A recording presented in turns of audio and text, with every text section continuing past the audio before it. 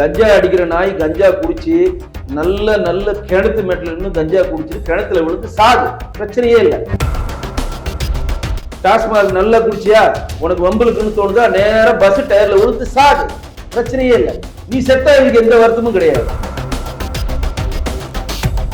POCSO மூலம் குற்றச்செயல register பண்ணிட்டு 104 கோடி நிவாரணம் தமிழக அரசு கொடுத்திருக்குன்னு சொல்லி வெக்கம் இல்லாமல் 104 கோடி ரூபாய் பாதிக்கப்பட்ட பெண்களுக்கு கொடுத்தேன்னு சொல்லி நேரடியா சமூக நலத்துறை அமைச்சர் கீதா ஜீவனை பொது வழியில ஒத்துக்கிட்டாங்க. வணக்கம். வணக்கம் ஜி. சார், இப்போ பார்த்தீங்கன்னா நம்ம என்ன பற்றி பேச போனால் தமிழ்நாடு. இப்போ முதல்வர் மு க ஸ்டாலின் வந்து என்ன சொல்லியிருக்காருன்னா, பெண்களுக்கு பாதுகாப்பான மாநிலம் தமிழ்நாடு அப்படின்னு சொல்லியிருக்காரு. ஆனால் அவர் சொன்ன அந்த நேரத்திலே பார்த்தீங்கன்னா நந்தனத்தில் வந்து பாலியல் வன்கொடுமை நிகழ்வு நடந்திருக்குது. இதுக்கு முன்னாடி வந்து அண்ணா யூனிவர்சிட்டியில் கூட இந்த மாதிரி ஒரு சம்பவம் நடந்தது. இப்போ நடவடிக்கை எடுக்க திமுக அரசு திணறுதா? இல்லை, திணறுது அப்படின்னு சொல்றதெல்லாம் கிடையாது. இங்கே சட்டம் ஒழுங்குனே இல்லைன்னு தானே எல்லாருமே சொல்கிறோம். சட்டம் ஒழுங்குக்கான டிஜிபியே இங்கே இல்லைல்ல. இப்போ யார் இருக்கிறது? வெங்கட்ராமன்றவர் பொறுப்பு டிஜிபி தானே. தமிழ்நாடு அரசு இன்னும் சட்டம் ஒழுங்குக்கு என்று டைரக்டர் ஜெனரல் ஆஃப் போலீஸை இன்னும் அப்பாயின்மெண்ட் பண்ணாத ஒரு அவலம் தான் தமிழ்நாட்டில் குற்றச்செயல்கள் அதிகரித்து கொண்டே இருக்கின்றன. ஏன்னா திறனற்ற போலீஸ் அதிகாரிகள் குற்றச்செயலில் ஈடுபடுபவர்களை கண்டுபிடித்து நீதிமன்றத்தில் ஆஜர் பண்ணி அவர்களுக்கு தண்டனை வாங்கி தர தவறுகிறார்கள். இல்லை உடந்தையா இருக்கிறாங்களான்னு கூட எங்களுக்கு தெரியல.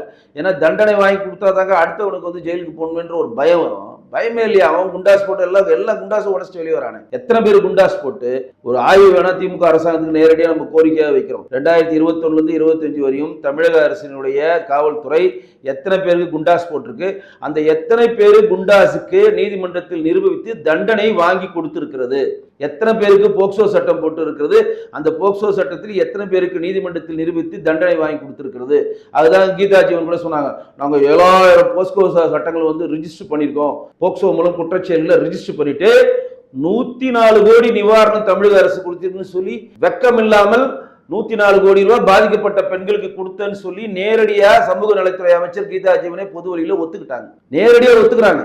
நாங்க வந்து பெரிய பெரிய இண்டஸ்ட்ரீஸ் கொண்டு வந்தோம், 2 ஏர்போர்ட் கொண்டு வந்தோம், மெடிக்கல் காலேஜ் கொண்டு வந்தோம், இவ்வளவு பாலங்கள் கட்டணும்னு சொல்றதா அரசாங்கத்தினுடைய பெருமை நான் நினைக்கிறேன். ஆனா போக்சோ சட்டம் அதிகமா ரிஜிஸ்டர் ஆயிடுச்சு, அதிகமா வந்து வழக்கு பதிவு செஞ்சதுக்கு நிவாரணமாக 104 கோடி நாங்க கையில இருந்து கொடுத்திருக்கோம் அப்படின்னு சொல்றதை பெருமையா பேசுகிற அவலமான ஒரு அரசாங்கம் தான் தமிழ்நாட்டில் நடந்து கொண்டிருக்கிறது. இன்றைக்கு குற்றச்செயல் பாருங்க, ரெண்டுமே காலேஜ் கிட்ட தான். ஒன்னு சென்ட்ரல் பாலிடெக்னிக் கிட்ட தரமணியில, அரசு தொழில்நுட்ப கல்லூரின்னு சொல்லி தரமணியில, இந்த சைடு நந்தனா ஆர்ட்ஸ் காலேஜ் நந்தனத்துல. 2 இடத்திலுமே காலேஜ் கேம்பஸ் சொல்லியே கல்வியை போதிக்கின்ற காலேஜ் கேம்பஸ்லேயே கொடூர கொலைகள் இடம்பெறுதுன்னா இங்க அங்க இருக்கக்கூடிய பேராசிரியர்களோ அங்க இருக்கக்கூடிய மாணவர்களோ எப்படி இதை இந்த காலேஜில் படித்தோ இந்த காலேஜ் முன்மதமாக வைத்து அடுத்த கட்ட நகர வினைக்கும் நகர்வாங்க. இதை ஈஸியா சொல்லி தப்பிச்சுப்பார் சட்டத்துறை அமைச்சர்.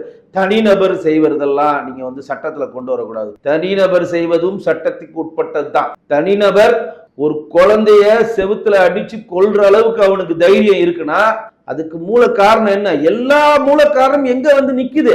போதை, சிந்தட்டிக் ட்ரக், மெத்தபைட்டின், கொக்கைனு, கஞ்சா, இதுல தானே வந்து நிக்குது. இதான் நாங்க ஒவ்வொரு வாட்டி சொல்றோம். நீங்க தான் டாஸ்மார்க் போதையை விற்கிறதுல சத்து டானிக் மேல நீங்க வித்துட்டு இருக்கிறீங்க, அப்படிதான் நீங்க சொல்றீங்க.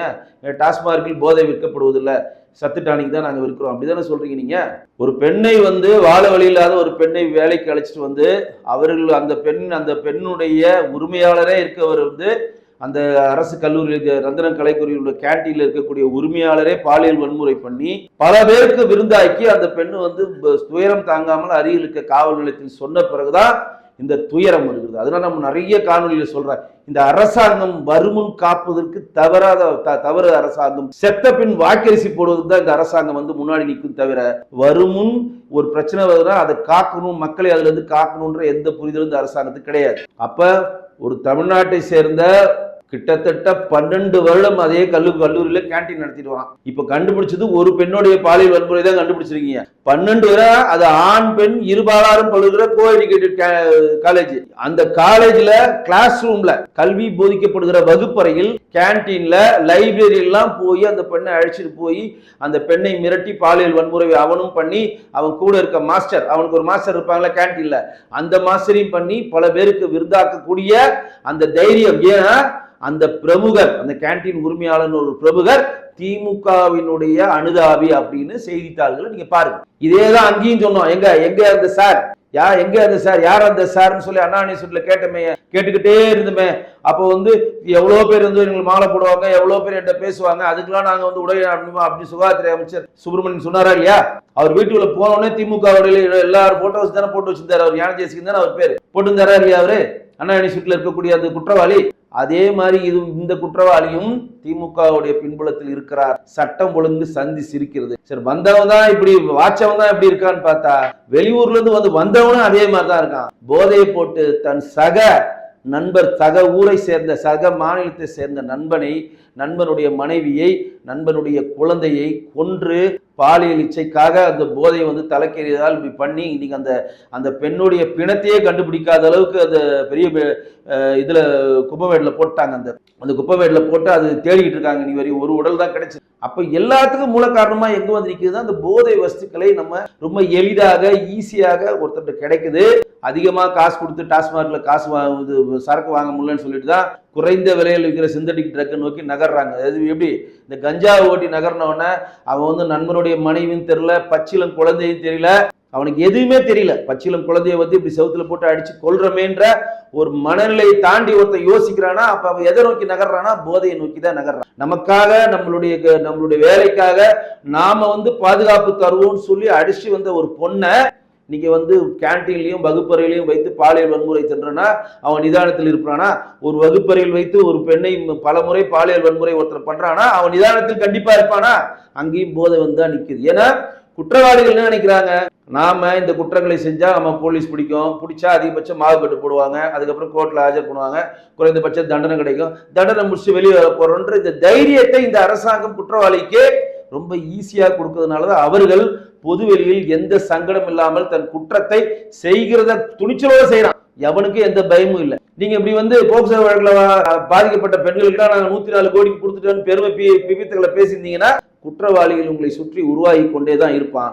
இந்த அரசாங்கம் குற்றவாளிகளுக்கு, அதாவது குற்றம் செய்த குற்றவாளிகளுக்கு நீதிமன்றத்தில் ஆஜர் செய்து அவர்களுடைய குற்றங்களை நிரூபித்து அதிகபட்ச தண்டனை வாங்கி கொடுத்து அவர்களுக்கு இனிமேல் குற்றம் செய்யக்கூடாதுன்ற ஒரு பய உணர்வை அவர்களுக்கு ஏற்படுத்தி இந்த குற்றங்கள் செஞ்சா இவ்வளவு பெரிய தண்டனை கிடைக்கின்ற இந்த பயத்தை இனிமேல் குற்றம் செய்பவர்களுக்கும் ஏற்படுத்தினால் மட்டும்தான் குற்றங்கள் குறையும்.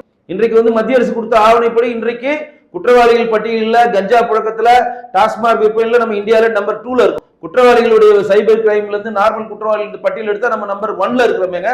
இன்றைக்கு கூட கவர்னர் உரையில கவர்னர் வந்து வாசிக்காம போனாரு, நன்றி தெரிவிக்க தீர்மானத்தை ஏன் வாசிக்காம போனாரு? தமிழ்நாட்டில் தாங்க அதிகமாக தற்கொலை நடக்கிறது. இந்தியாவிலே அதிகமா தற்கொலை நடக்கிற மாநிலம் தமிழ்நாடுங்க. தேனும் பாலும் ஓடு நீங்க எழுதி கொடுத்தா கவர்னர் எப்படிங்க வாசிப்பாரு? இதுக்கு எல்லாத்துக்கும் தற்கொலைகள் அதிகமா இருக்க காரணம் போதை தான். அவனுக்கு வேண்டிய பொருள் கிடைக்கிறப்ப அவன் சிவியரா ஆகிறான் அந்த போதையில, அதை நோக்கி நகர்றான், குற்றச்செயலில் ஈடுபடுறான், திருடுறான். இளைய தலைமுறை போய் நடிகர்கள் பின்னாடியும் போலி பேஸ்புக், ட்விட்டர், இன்ஸ்டாகிராம் மாயவலை பின்னாடியும் போய் தன்னுடைய வாழ்வியலை அழிப்பதற்கு மட்டுமல்லாம நாங்க என்ன பொதுவெளியில் என்ன சொல்றோம்னா, கஞ்சா அடிக்கிற நாய் கஞ்சா குடிச்சு நல்ல கிணத்து மேட்டில் இருந்து கஞ்சா குடிச்சிட்டு கிணத்துல விழுந்து சாகு, பிரச்சனையே இல்லை. டாஸ்மாக் நல்லா குடிச்சியா, உனக்கு வம்பலுக்குன்னு தோணுதா, நேரம் பஸ் டயர்ல விழுந்து சாகு, பிரச்சனையே இல்லை. நீ செத்தா எனக்கு எந்த வருத்தமும் கிடையாது. ஆனால் உன் போதையை வைத்து மற்றவங்களுக்கு நீ வந்து அநீதி இழிக்கிற பார்த்தீங்களா, அதை தான் நம்ம ஏற்றுக்கொள்ள முடியாது. இதே வந்து தரமணியில அந்த பாலிடெக்னிக்ல அந்த காவலாளி கூட தஞ்சம் புகுந்து அந்த 3 பேருமே அவன் போதையில் இருந்தான்னா நல்ல சொல்றேன், இப்பயும் சொல்றேன், இதுக்கு நான் சொல்றதுக்கு இன்னும் வருத்தப்படல. யார் யார் கஞ்சா குடிக்கிறீங்களோ அவங்களா இதை கேளுங்க. கஞ்சா குடிக்கிறவங்க எல்லாம் நல்ல ஆழமான கிணறு ஓரத்துல இருந்து குடிங்க. குடிச்சிட்டு உனக்கு உரண்டை இருக்குன்னு தெரிஞ்சா கிணத்துல விழுந்து விளையாடி செத்து போங்க. நீ எல்லாம் நாட்டுக்கு தேவையில்லை, செத்துரு. உன்னால நாட்டுக்கு எல்லாருக்கும் பிரச்சனை தான். அதே மாதிரி அதிகமான டாஸ்மார்க்ல குடிச்சுக்கிட்டு போதை எடுத்துட்டு இந்த வம்புலுக்கு 2 சொல்லிட்டு வருதுல கேஸ், அந்த வம்புலுக்கு கேஸ் எல்லாம் ரொம்ப போதை ஆயிடுச்சுன்னா நல்ல ட்ரெயின்ல விழுந்து சாகு. நீ பொது வழியில வந்து பப்ளிக் இந்த மாதிரி கொடுத்து இங்க இருக்கக்கூடிய மக்கள் பொது வழியில நடமாடுறதுக்கே அச்சப்படுற ஒரு சூழ்நிலையை இந்த தமிழக அரசாங்கம் ஏற்படுத்தியிருக்கின்றதுதான் அவலமான ஒரு நிலை.